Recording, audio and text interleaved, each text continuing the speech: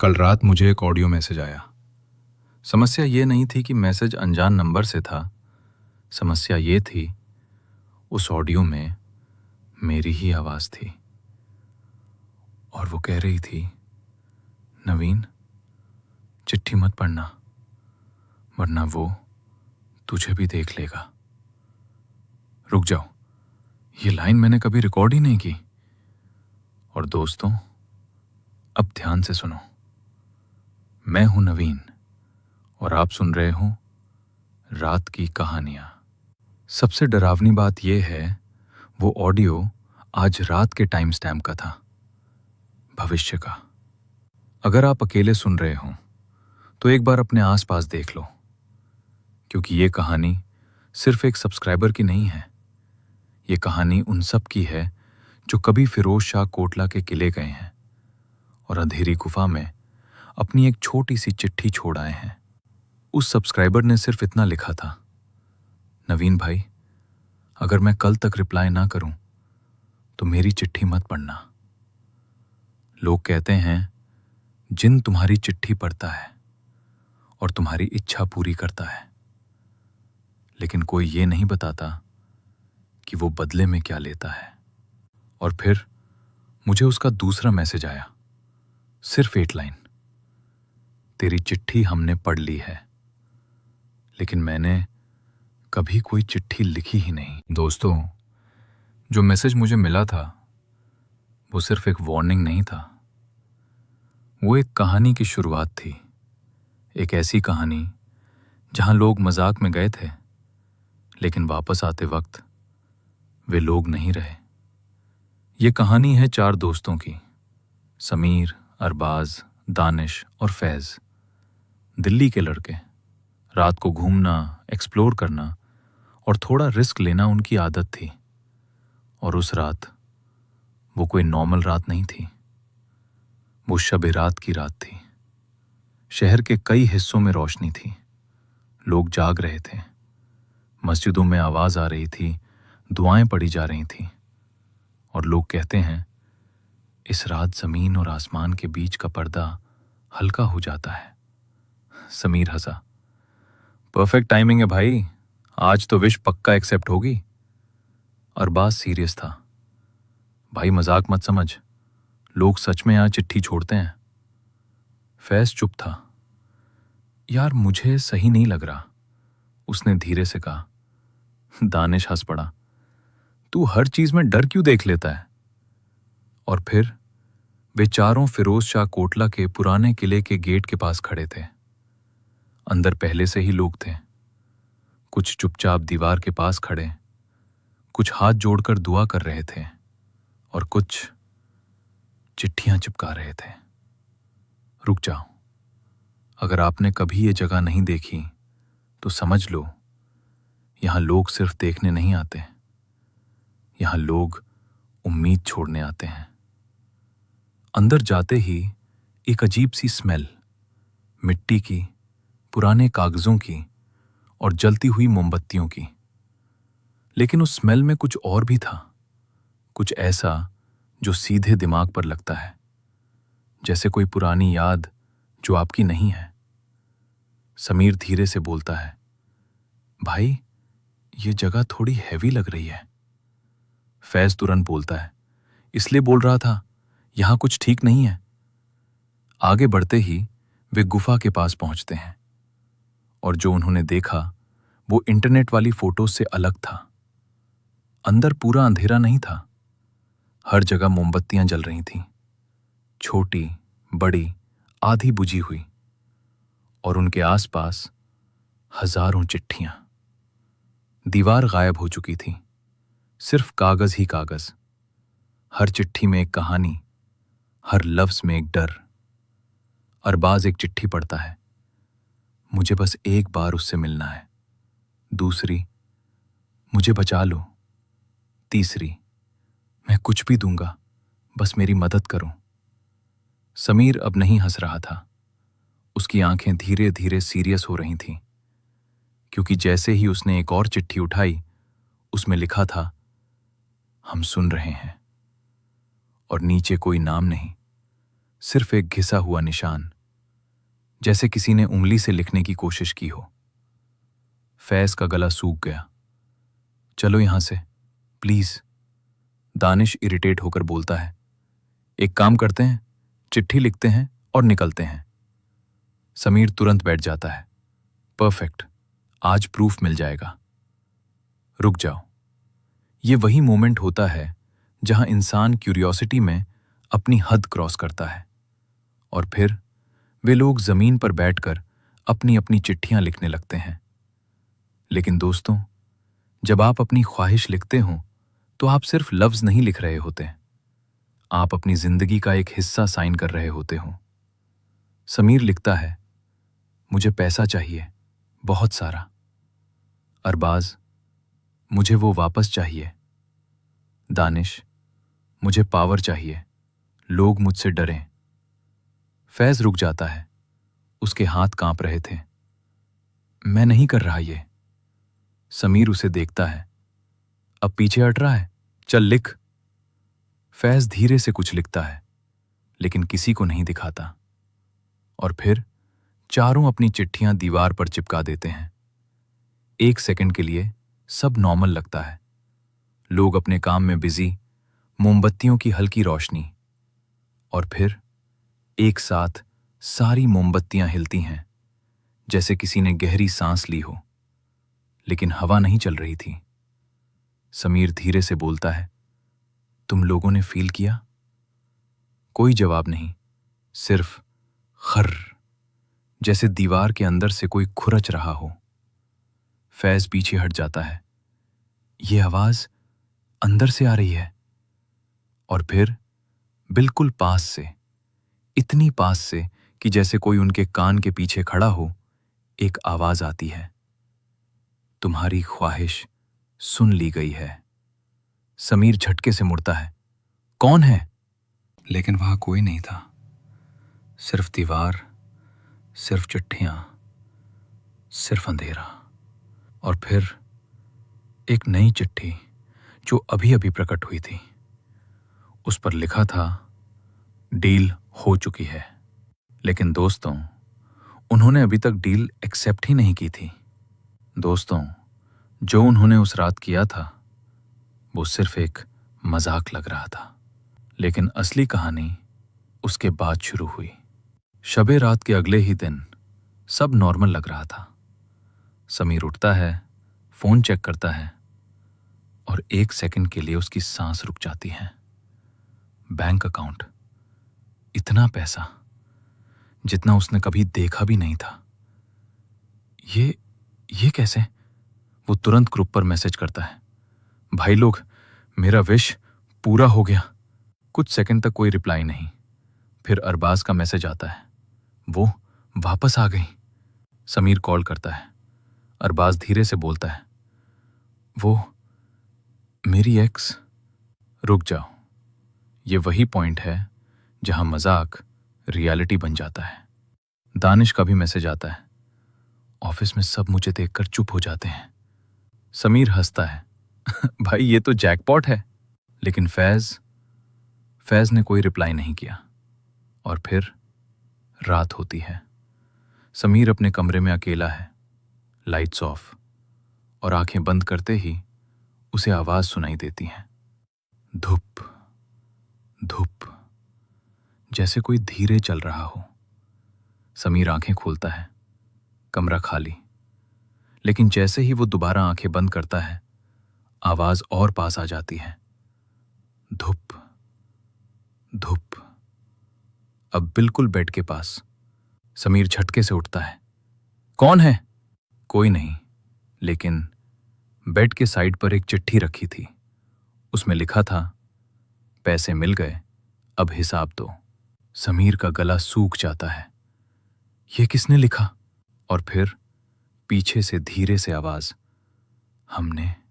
समीर मुड़ता है। कोई नहीं, सिर्फ अंधेरा। रुक जाओ, ये बस शुरुआत थी। अरबाज के साथ और भी अजीब हुआ।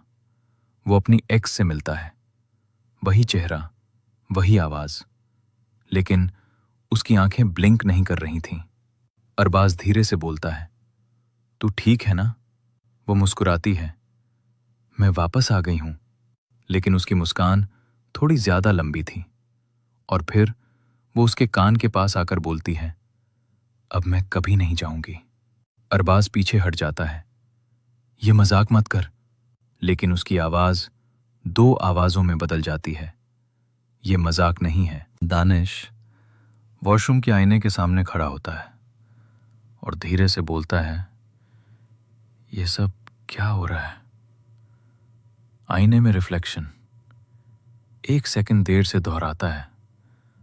दानिश जम जाता है, लेकिन फिर रिफ्लेक्शन मुस्कुराता है, जबकि दानिश नहीं, और धीरे से बोलता है, पावर चाहिए थी ना? दानिश पीछे गिर जाता है। ये मैं नहीं हूं। रुक जाओ। अगर आप सुन रहे हो तो एक बार आईना चेक कर लो, क्योंकि कभी कभी रिफ्लेक्शन आपसे पहले रिएक्ट करता है। और फैज, उसका फोन आखिरकार आता है। समीर रिसीव करता है। भाई तू ठीक है? दूसरी तरफ सिर्फ सांस। फिर धीरे से फैज बोलता है, वो आ गया है। समीर चिल्लाता है, कौन? फैज धीरे से बोलता है, जिसने चिट्ठी पढ़ी थी। Line cut. और उसके बाद फैज का फोन हमेशा के लिए बंद हो गया। दोस्तों, अब तक उनकी विशेस पूरी हो चुकी थी, लेकिन अब किसी और की बारी थी। दोस्तों, अब तक जो हो रहा था वो सिर्फ शुरुआत थी। अब कहानी उस मोड़ पर आ चुकी थी जहां रियलिटी धीरे धीरे टूटने लगती है। और सबसे पहले समीर को समझ आया कि पैसा मिलना समस्या नहीं था। समस्या ये थी कि वो पैसा उसका था ही नहीं। एक दिन उसके फोन पर कॉल्स आने लगते हैं, लोग चिल्लाते हुए, तूने मेरा पैसा कैसे ले लिया? समीर घबरा जाता है, मैंने कुछ नहीं किया। लेकिन धीरे धीरे उसे समझ आता है, उसके अकाउंट में जो पैसा आया वो अलग अलग लोगों के अकाउंट से गया है। रुक जाओ, ये पैसा गिफ्ट नहीं था, ये किसी और की जिंदगी का हिस्सा था। रात को समीर सोता है, लेकिन आंख बंद करते ही उसे चेहरे दिखते हैं, लोग रोते हुए, बर्बाद होते हुए, और एक ही आवाज, वापस करो, वापस करो। समीर चिल्लाता है, मैं कैसे करूं? और फिर आईने में उसका रिफ्लेक्शन बोलता है, जैसे लिया था। समीर पीछे हट जाता है। तू कौन है? रिफ्लेक्शन धीरे से मुस्कुराता है, मैं वो हूं जो अब तुम हो। रुक जाओ, अब दानिश के साथ जो हो रहा था वो और खतरनाक था। एक दिन ऑफिस में वो अचानक चिल्लाता है, चुप हो जाओ सब। पूरा ऑफिस शांत। दानिश शॉक में, ये मैंने नहीं बोला। उसके हाथ कांपने लगते हैं और फिर उसकी उंगलियां खुद हिलने लगती हैं, जैसे कोई कंट्रोल कर रहा हो। और उसके मुंह से आवाज निकलती है, कंट्रोल चाहिए था ना? दानिश रो पड़ता है, ये मेरी बॉडी है। लेकिन आवाज बदल जाती है, अब नहीं। और फिर अरबाज, उसने सबसे बड़ी गलती की थी, क्योंकि उसने किसी इंसान को मांगा था, लेकिन जो उसे मिला वो इंसान नहीं था। एक रात वो उस लड़की के सामने बैठा होता है। अरबाज धीरे से बोलता है, तू सच में वापस आई है ना? वो उसे देखती है, ब्लिंक नहीं, सिर्फ घूरना। फिर धीरे से बोलती है, तुमने मुझे बुलाया था?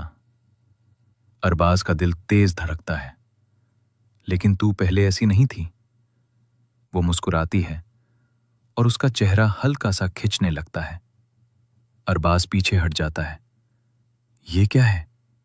वो धीरे से पास आती है और बोलती है, मैं वही हूं, बस असली रूप में। अरबाज का दिमाग सुन, तू वो नहीं है। और फिर उसकी आवाज बदल जाती है, कभी थी ही नहीं। रुक जाओ, अगर आप किसी को वापस मांगते हो तो जरूरी नहीं कि वो वही हो। और अब फैज उसके साथ सबसे अजीब हो रहा था। समीर उससे मिलने जाता है। भाई तू ठीक है ना? फैज धीरे से उसकी तरफ देखता है। उसकी आंखों में रिफ्लेक्शन नहीं था, सिर्फ अंधेरा। फैज धीरे से बोलता है, मैं सब देख रहा हूं। समीर घबरा जाता है। क्या देख रहा है? फैज धीरे से बोलता है, वो जो हमारे साथ है। समीर पीछे मुड़ता है। कौन? फैज धीरे से फुसफुसाता है, अभी भी यही है। समीर का दिल रुक जाता है। कौन? फैज सीधा उसके पीछे देखता है और बोलता है, जो तुम्हारे पीछे खड़ा है। समीर धीरे धीरे मुड़ता है, लेकिन वहां कोई नहीं था। रुक जाओ, या शायद वो दिखना नहीं चाहता था। दोस्तों, अब तक उन्होंने जो महसूस किया था वो सिर्फ शुरुआत थी। असली डर अगले कुछ दिनों में बढ़ता गया। पहला दिन, समीर पैसे इस्तेमाल करने की कोशिश करता है, लेकिन हर ट्रांजैक्शन फेल। स्क्रीन पर एक ही लाइन, नॉट योर्स। दूसरा दिन, अरबाज अपनी एक्स के साथ रहता है, लेकिन अब वो उसे देखकर मुस्कुराती नहीं, सिर्फ घूरती है, पूरे दिन बिना पलक झपकाए। तीसरा दिन, दानिश अपने शरीर का कंट्रोल खो देता है। उसका हाथ खुद लिखने लगता है, पेपर पर इनकम्प्लीट। और चौथा दिन, फैज बिल्कुल चुप, सिर्फ 8 लाइन दोहराता है, वो लेने आएगा। रुक जाओ, ये सफरिंग नहीं थी, ये काउंटडाउन था। चारों आखिर मिलते हैं। समीर गुस्से में, ये सब खत्म करना पड़ेगा। अरबाज डर के साथ, वो मेरे साथ रहती है, सोते वक्त भी। दानिश कांपते हुए, मैं खुद को कंट्रोल नहीं कर पा रहा। फैज धीरे से बोलता है, वापस जाना पड़ेगा। सन्नाटा। कोई बहस नहीं करता, क्योंकि सब समझ चुके थे अब ये उनके कंट्रोल में नहीं है। रात, फिरोज शाह कोटला का किला।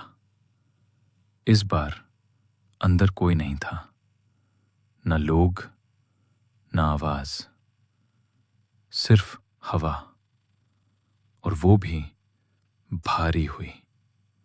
रुक जाओ, ये वही जगह थी, लेकिन आज ये उन्हें पहचान रही थी।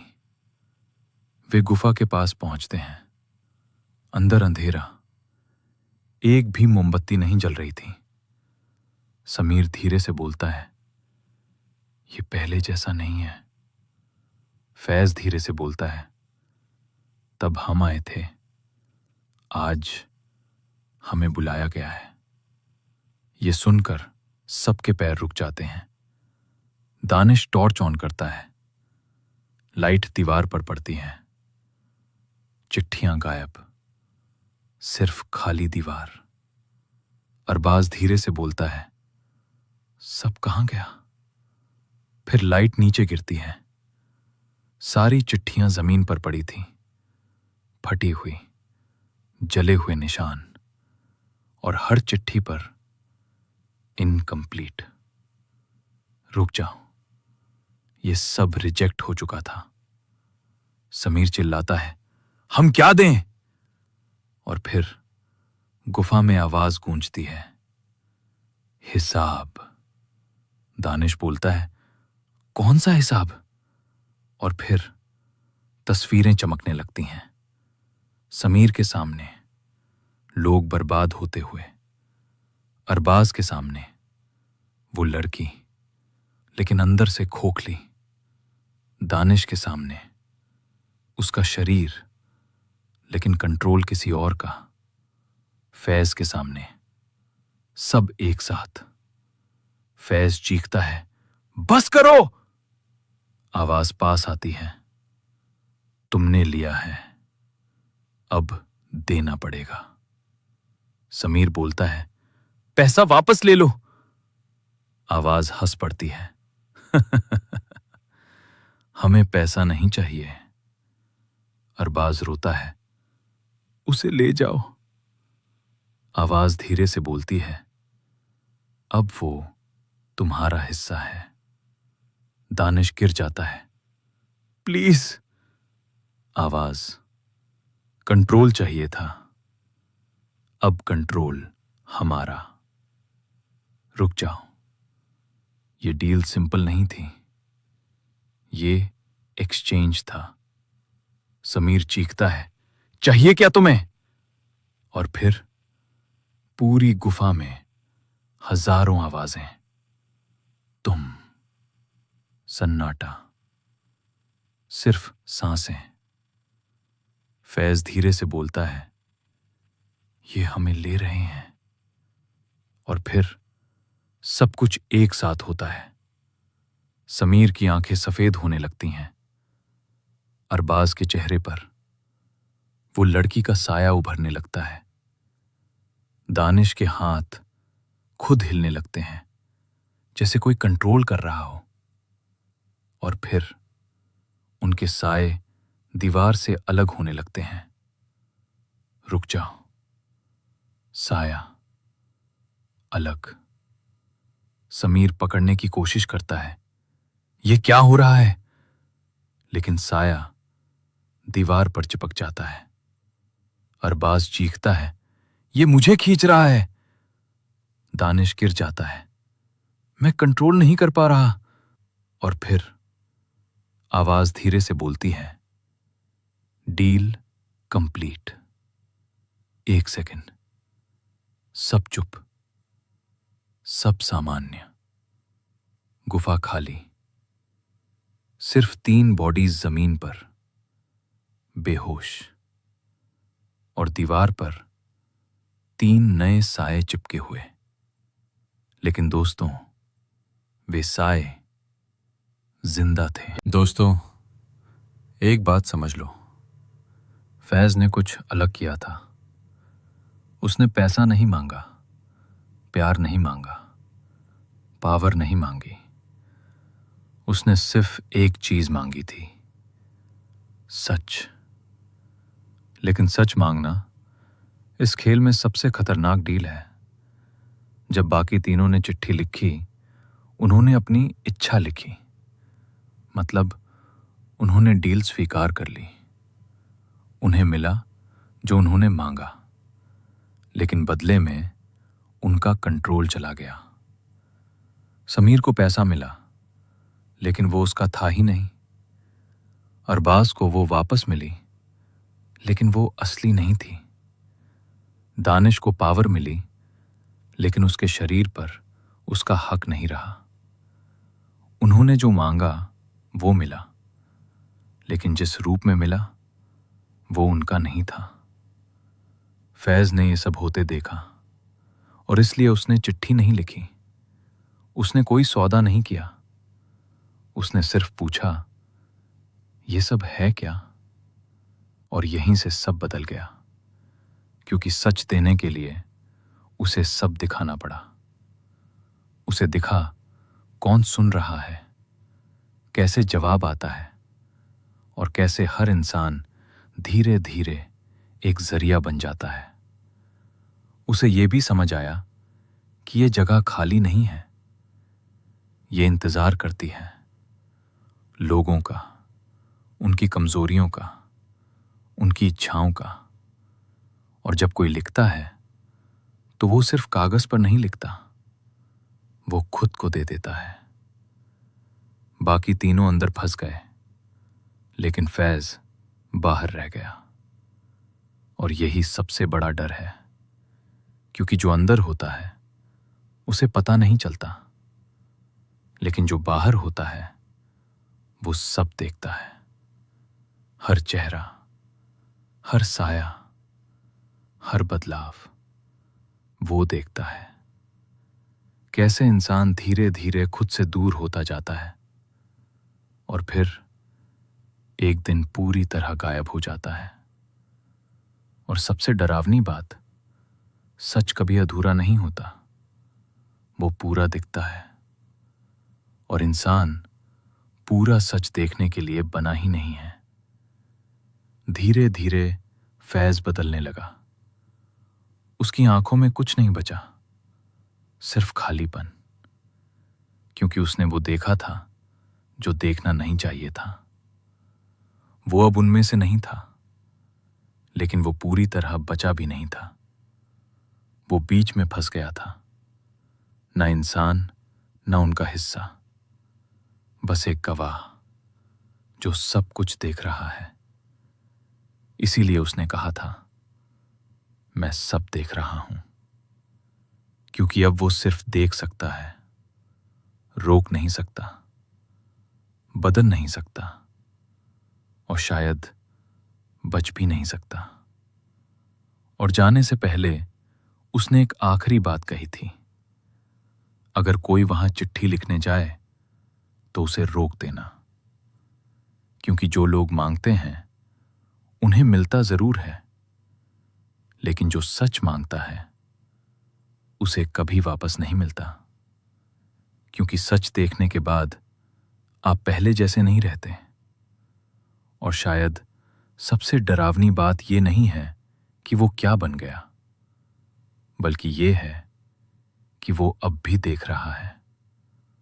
और अगर वो देख रहा है तो इसका मतलब है वो कहीं गया नहीं, वो यहीं है, शायद तुम्हारे आसपास, या तुम्हारे पीछे, या तुम्हारे अंदर। दोस्तों, अगर तुम यहां तक ये कहानी सुन चुके हो तो शायद तुम्हें लग रहा होगा ये सिर्फ एक कहानी थी। रुक जाओ, ऐसा मत सोचना। क्योंकि जो लोग फिरोज शाह कोटला जाते हैं वे भी यही सोच कर जाते हैं, बस देख के आएंगे, बस एक चिट्ठी लिखेंगे। और फिर उनकी जिंदगी कभी सामान्य नहीं रहती।